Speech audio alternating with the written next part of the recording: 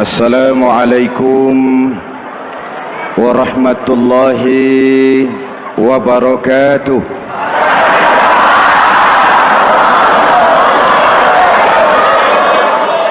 Alhamdulillahi rabbil alamin, wassalatu wassalamu ala ashrafil mursalin sayyidina wa maulana Muhammadin wa ala alihi wa sahbihi ajma'in, amma ba'du. Para ulama yang saya muliakan, hadirin hadirat ma'asyiral muslimin yang saya cintai, banyak kita alami perubahan-perubahan yang terjadi, baik perubahan yang menyangkut sosial budaya, lebih-lebih yang menyangkut sosial politik. Yang tidak banyak mengalami perubahan adalah sosial ekonomi. Bahkan angka kemiskinan kita naik menjadi 3/5 dari total penduduk kita hidup di bawah garis kemiskinan, dan 20% diantaranya miskin mutlak. Perubahan-perubahan yang terjadi menyadarkan kita kepada kebenaran Al-Quran ketika Allah menyatakan wa tilkal ayyamu nudawiluha bainan nas. Hari itu kami putar di antara manusia.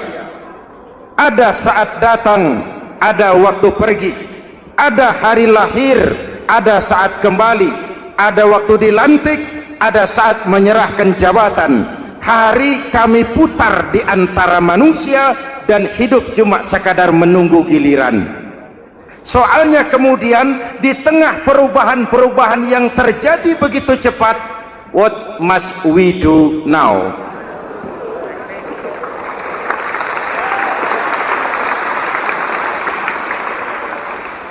Saya juga nggak ngerti itu. Yang penting kan penampilan. Saudara-saudara kaum muslimin di seluruh tanah air, jadi pemimpin adalah pelayan bagi orang yang dipimpinnya. Okelah, perbaikan ekonomi, pembukaan lapangan kerja baru kita serahkan kepada pemerintah, karena kita percaya mereka orang-orang terpilih belaka yang dipilih dengan kepercayaan akan mampu membawa rakyat keluar dari kesulitan. Amin. Tugas kita sekarang di zaman susah meluruskan akidah. Jangan sampai mbah dukun yang naik ke permukaan. Betul? Islam misinya yang pertama membebaskan manusia dari kemusyrikan. 13 tahun Rasul berjuang di Mekah, menanamkan akidah, meluruskan keyakinan, membentuk iman. 13 tahun membebaskan manusia dari belenggu kemusyrikan. 13 tahun menanamkan la ilaha illallah Muhammadur Rasul dengan seluruh konsekuensinya. Kalau saya yakin tidak ada Tuhan selain Allah, saya tidak akan minta tolong kecuali hanya kepada Allah. Saya tidak akan pernah takut kecuali hanya kepada Allah. Saya tidak akan menggantungkan hidup kecuali hanya kepada Allah. Saya tidak akan minta rizki kecuali hanya kepada Allah. Saya tidak akan melarikan persoalan kecuali hanya kepada Allah. Kalau konsekuen dengan keyakinan ini, mbah dukun nggak dapat tempat.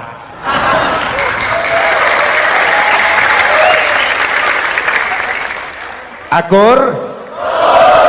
Ayo lihat secara sederhana. Saya sandaran di tiang, tiangnya ambruk, sayanya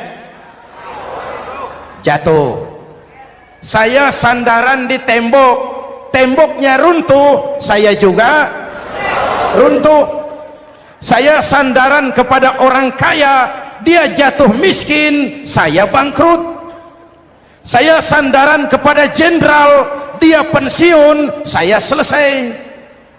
Tapi kalau saya sandaran hanya kepada Allah, Allah tidak akan pernah miskin, Allah tidak akan pernah lumpuh, Allah tidak akan pernah terpuruk, dan Allah tidak akan pernah berkurang kekuasaannya.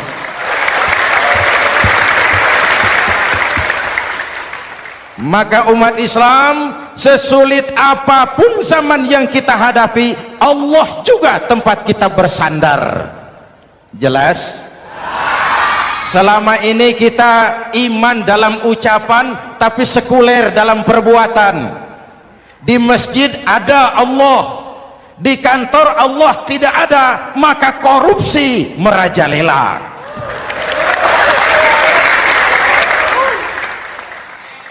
Di masjid ada Allah, di pasar Allah tidak ada, maka timbangan tetap curang.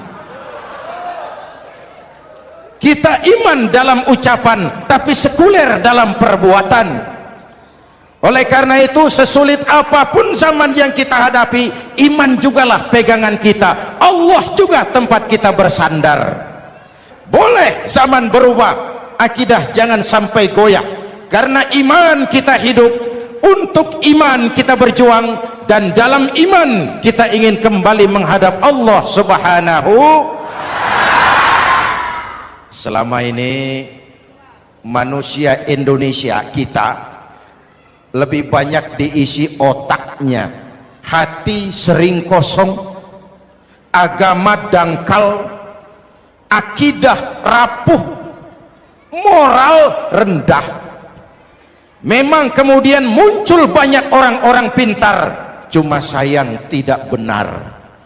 Indonesia kita bangkrut, Indonesia kita terpuruk, Indonesia kita sakit parah kalau diurus orang yang cuma pintar tapi tidak benar.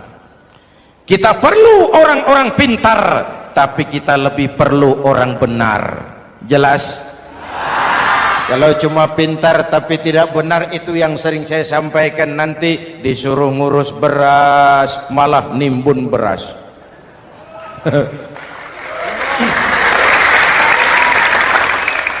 Disuruh ngurus laut malah jadi bajak laut.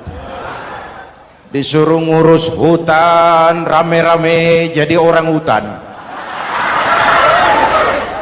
Jutaan hektar hutan Indonesia kita ini merupakan kekayaan sumber daya alam kita yang harus digunakan bagi sebesar-besar kemaslahatan rakyat. Yang disuruh ngurus hukum malah bikin hukum seperti pisau, tajam ke bawah, tumpul ke atas. Jangan heran lalu di masyarakat muncul street justice, pengadilan jalanan, sebagai refleksi dari ketidakpuasan melihat sikap hukum yang sangat berpihak.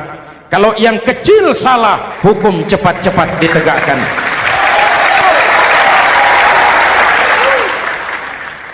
Lihat saja sekarang ini, kalau orang terkenal banyak uang punya masalah, antri yang bela. Betul? Tapi saudara lihat si Marsinah di Jawa Timur, si Sengkon dan Karta di Jawa Barat, si Udin Bernas wartawan Jogja, terseok-seok mencari keadilan, sampai hari ini urusannya masih remeng-remeng. Kenapa bisa begitu? Jawabannya sederhana, tidak ada fulus. Ada fulus mulus, tidak ada fulus manfus. Betul? Jangan sampai para penegak hukum kita terjebak pada lagu baru, maju tak gentar membela yang bayar.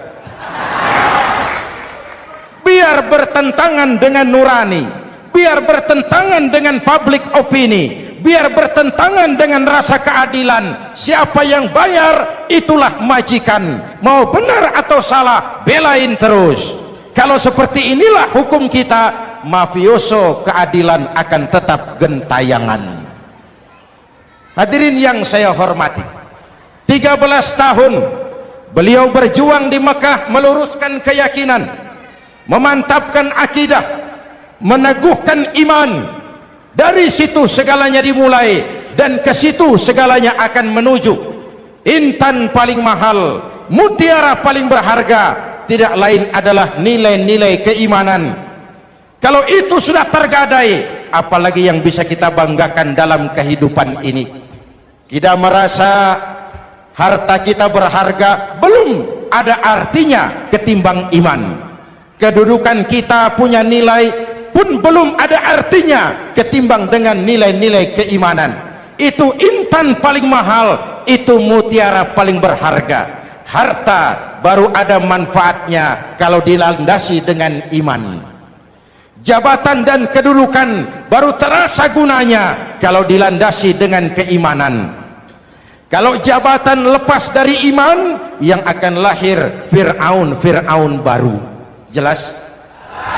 Kalau harta terlepas dari iman, yang akan muncul adalah konglomerat korun.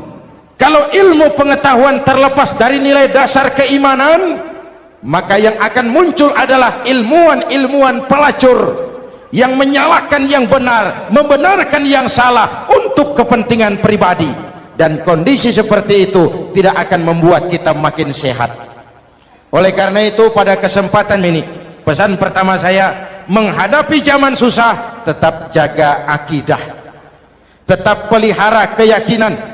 Kesulitan bukan untuk ditakuti, untuk diatasi. Hidup adalah kerja keras, bukan keajaiban. Perubahan tidak akan datang hanya dengan simsalabim abragadabra. Perubahan tidak akan muncul hanya dengan berandai-andai. Perubahan tidak akan turun dari langit seperti turunnya embun di waktu malam. Perubahan adalah kerja keras, sehingga Al-Quran membimbing kita, innallaha la yughayyiru ma biqaumin hatta yughayyiru ma bi anfusihim. Allah tidak akan mengubah keadaan suatu bangsa kalau mereka tidak mau mengubah apa yang ada di dalam diri mereka. Yang ada di dalam diri itu rule of thinking, state of mind, cara kita berpikir, cara kita memandang kehidupan, cara kita mengatasi persoalan. Hadirin yang saya hormati, inilah iman. Berangkat dari ini kita menyadari ini ujian buat kita rakyat. Dan kita rakyat Indonesia ini kalau sama susah sih sudah kenyang. Ya Pak? Ya Pak? Kita ini sebagai bangsa mengalami apa yang disebut oleh Bung Karno up and down, naik turun, timbul tenggelam, pasang surut. 350 tahun dijajah oleh Belanda, kita susah. Berangkat Belanda masuk Jepang, susah lagi. Pergi Jepang, datang nikah, susah lagi. Lalu kita merdeka, dirongrong oleh berbagai pemberontakan, susah lagi. Makan bulgur, antri minyak. Lalu PKI berontak, susah lagi. Muncul orde baru, lama-lama susah lagi. Orde baru selesai, naik reformasi, mulai repot nasi, susah lagi.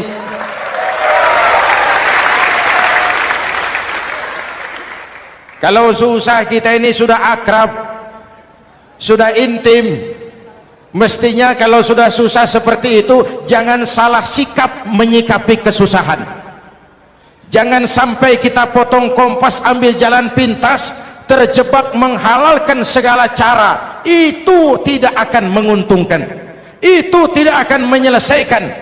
Kalaupun selesai, nampaknya penyelesaian sesaat, dan penyelesaian sesaat bukan penyelesaian yang sebenarnya. Karena itu tetaplah dalam koridor keimanan. Boleh zaman berubah, akidah jangan sampai goyah. Silahkan masa berganti, tapi keyakinan jangan mati. Sekali la ilaha illallah, sampai tetes darah paling penghabisan, tetap la ilaha illallah. Sanggup? 3 orang. Sanggup? 21. Sanggup? Kalau sanggup kita harus konsekuen. Saudara-saudara di seluruh tanah air, Misi yang kedua dari Islam setelah membebaskan manusia dari kemusyrikan, membebaskan manusia dari ras diskriminasi, mengikat manusia dengan tali akidah. Sebelum Islam datang, manusia dibedakan oleh warna kulit, manusia dibedakan oleh faktor keturunan, manusia dibedakan oleh faktor harta dan benda. Adalah Rasul yang mengajarkan, innallaha la yanzuru ila suwarikum wala ila amwalikum walakin yanzuru ila qulubikum wa a'malikum. Allah tidak melihat potonganmu, Allah tidak melihat hartamu, yang Allah lihat itu adalah hatimu dan amal perbuatanmu.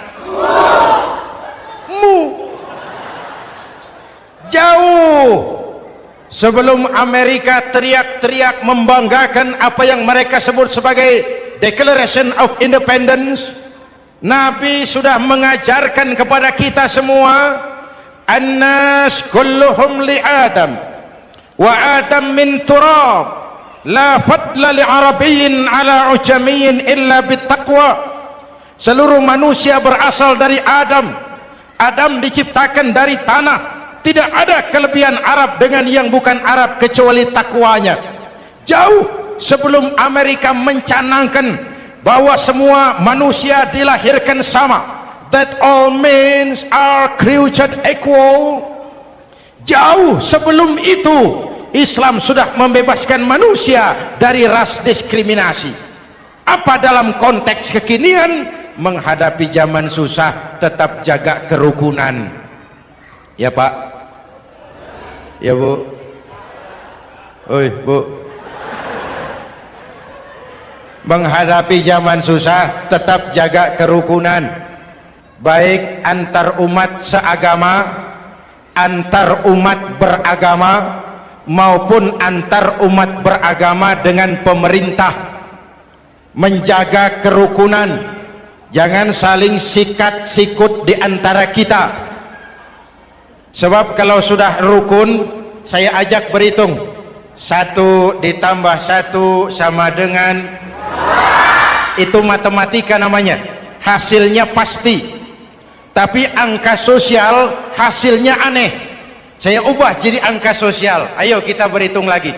1 orang takut ditambah 1 orang takut sama dengan 2 orang setengah berani. Kenapa setengah berani? Karena sudah berdua. Tadi kan takut sendiri. Kalau sama-sama takut berkumpul jadi setengah berani. Kalau ditambah 1 orang takut lagi, 1 orang takut ditambah 1 orang takut ditambah 1 orang takut sama dengan 3 orang berani. Kenapa jadi berani? Karena sudah bertiga. Kita yang lemah, kita yang marginal, kita yang dikucilkan, bahkan kita yang dilecehkan, kalau mau rukun kita akan kuat dan tidak bakal dipermainkan orang.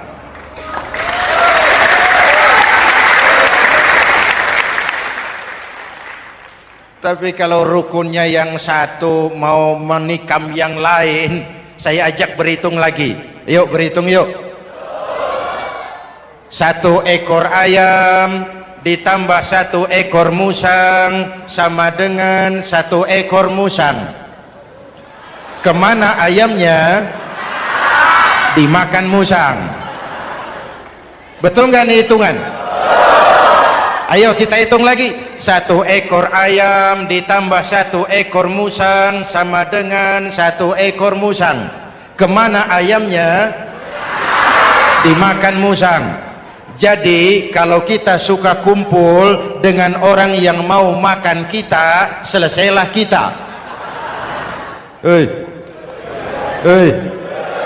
Maka kalau merasa kita ini ayam, yuk kumpul sama-sama ayam, pulang ke kandang ayam. Kalau ada ayam kumpul ke kandang musang, itu namanya ayam minum begon. Jelas? Menjaga kerukunan. Pertama, antar umat seagama, sesama muslim harus saling menjaga, harus saling memelihara. Baik dia muslim yang jadi kapolri, baik dia muslim yang jadi kasat, baik dia muslim yang jadi pengusaha, baik dia muslim yang jadi petani, nelayan, guru, semua komit menjaga semangat kebersamaan, rukun antar umat seagama. Jelas? Jelas? Hadirin yang saya hormati, atas dasar itu saya ingatkan kembali, kita semua ingin persoalan terorisme dilepaskan kaitannya dari agama manapun. Tidak ada kaitannya terorisme dengan Islam, dengan Kristen, dengan Hindu, dengan Buddha. Tidak ada kaitannya terorisme dengan pondok pesantren.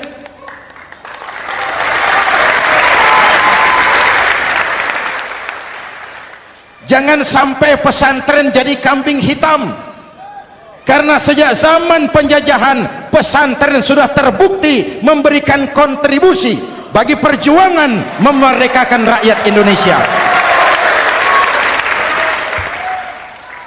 Rukun antar umat seagama. Yang kedua, rukun antar umat beragama. Islam ini rahmatan lil, jangankan manusia walaupun berbeda agama, binatang saja dihormati. Ada hadis, fa iza zabahtum fa ahsinuz zibhata. Kalau kamu menyembelih hewan, sembelihlah dengan cara yang terbaik. Jangan menyembelih ayam dengan pisau tumpul, itu namanya tidak berperi kebinatangan. Yang kecil lagi, saudara buka babul istinja, makruh buang air kecil di tanah yang berlubang. Sebab apa? Pertama, menjaga kesehatan. Siapa tahu di lubang yang saudara buang air kecil itu ada gas beracun. Kalau tidak, melindungi binatang yang ada di dalam lubang. Siapa tahu di lubang yang saudara buang air kecil itu ada semut sedang rapat membahas terorisme. Apa dosanya lalu mati dikencingi? Ini namanya rahmatan lis semut. Binatang saja dilindungi. Maka perbedaan agama tidak harus menyebabkan kita bertolak belakang. Perbedaan agama bukan alasan untuk saling bermusuhan. Apalagi kita sudah menyadari tentang kemajemukan kita, tentang kebinekaan kita, tentang keragaman kita. Rukun antar umat beragama, saling menghormati, saling menghargai, tapi tetap dalam batas lakum dinukum.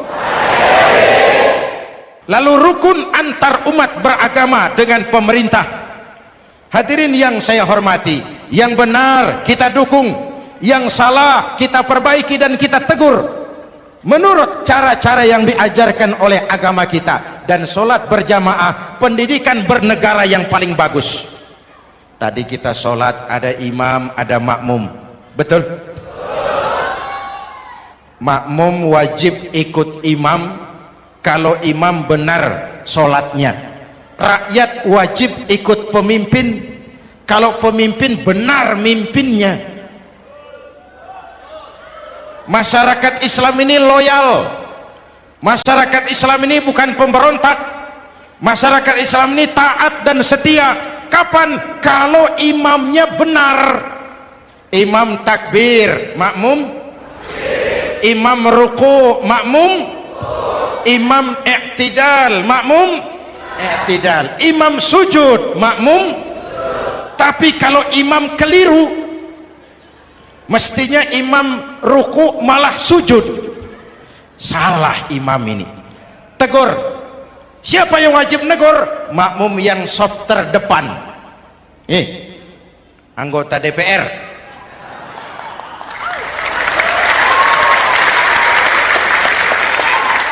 Ini wakil-wakil makmum ini, saf di depan ini. Kalau imam keliru, mereka paling tahu. Ngomong, tegur. Bagaimana negurnya? Ada aturan main. Mestinya ruku, imam sujud. Salah ini imam. Subhanallah, kan begitu negurnya. Betul? Tidak boleh juga imam keliru, makmum emosi, main pegang, woi makmum salah, hoi hoi, kacau sholat. Betul? Anggota dewan ini soft di depan, itu kalau imam keliru, satu saat imam buang angin, namanya manusia bisa buang angin toh. Apa makmum lalu berkata, demi kesetiaan saya kepada imam, imam buang angin, saya lebih keras lagi. Itu namanya fanatisme buta, loyalitas yang goblok. Imam buang angin, minggir. Iyyaka na'budu wa iyyaka nasta'in. Sampai situ imam buang angin, minggir imam. Lalu soft yang di depan maju. Tidak usah bikin sholat baru, teruskan pekerjaan imam. Ihdinas siratal mustaqim, teruskan. Kenapa? Kalau bikin sholat baru lagi, nanti buang angin lagi, bikin lagi sholat. Kapan selesainya sholat? Kapan selesainya membangun negara ini? Yang penting imam tahu diri, buang angin, minggir.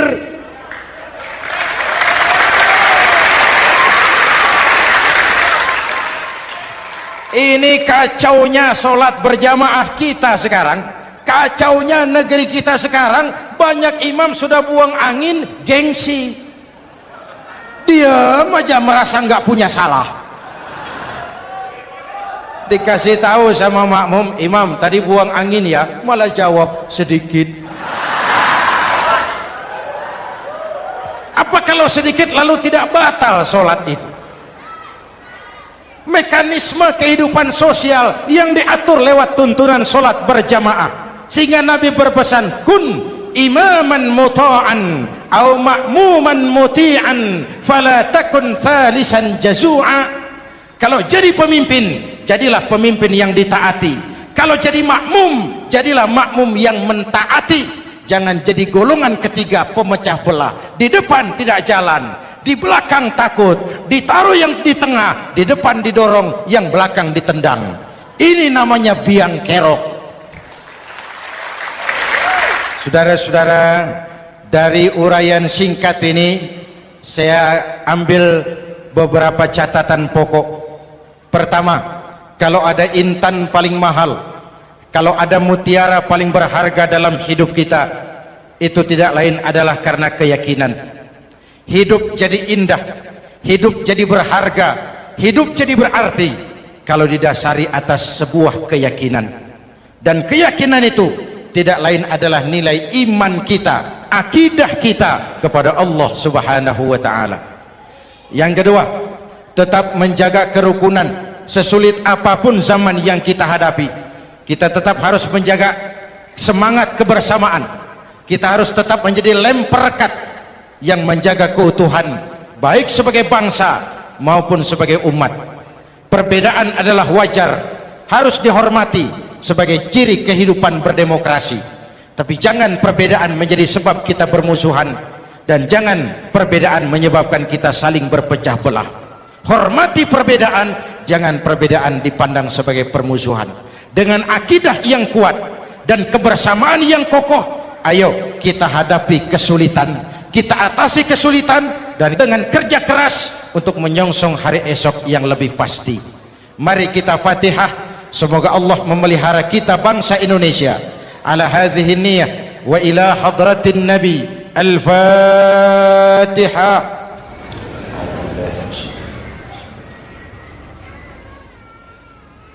Iyyaka na'budu wa iyyaka nasta'in. Ihdinas siratal mustaqim. Siratal ladzina an'amta 'alaihim. Bismillahirrahmanirrahim. Amin. Alhamdulillahi rabbil alamin. Allahumma salli wa sallim wa barik ala sayyidina Muhammadin wa ala alihi wa sahbihi ajma'in. Allahumma rabbana taqabbal minna salatana wa siyamana wa qiyamana wa takhashu'ana wa ta'abbudana wa tammim taksirana ya arhamar rahimin. Allahumma aslih man fi salahihi salahul muslimin. Allahumma ahlik man fi halakihi salahul muslimin. Allahumma rabbana la tu'akhizna in nasina aw akhtana rabbana wa la tahmil alaina isran kama hamaltahu ala alladhina min qablina rabbana wa la tuhammilna ma la taqata lana bih wa'fu 'anna waghfir lana warhamna anta maulana fansurna 'alal qaumil kafirin. Allahumma ij'alna minas su'ada'il maqbulin wa la taj'alna minal ashqiya'il mardudin. Afdalu ma qultuhu ana wan nabiyyuna min qabli la ilaha illallah